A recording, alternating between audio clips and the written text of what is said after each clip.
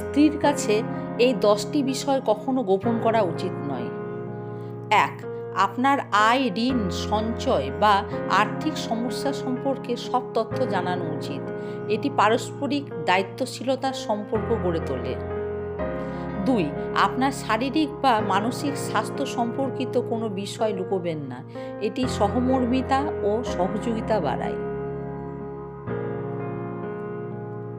3. জীবনের লক্ষ্য, স্বপ্ন বা পরিকল্পনা সম্পর্কে আলোচনা করুন। এটি পারস্পরিক বোঝাপড়া ও সমর্থন বাড়ায়। 4.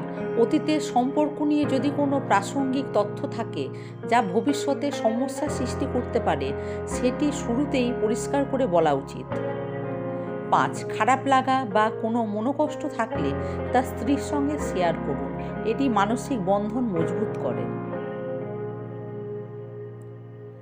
6.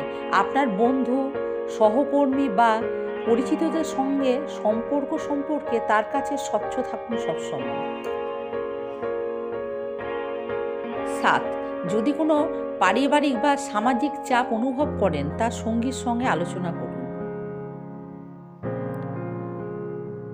8.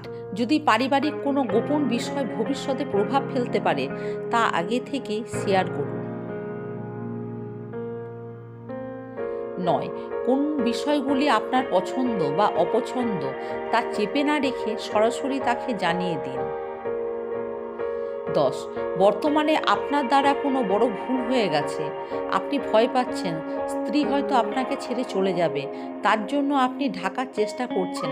এটা করবেন না প্লিজ। সম্পূর্ণ খুলে বলুন তাকে এবং ক্ষমা চেয়ে নিন।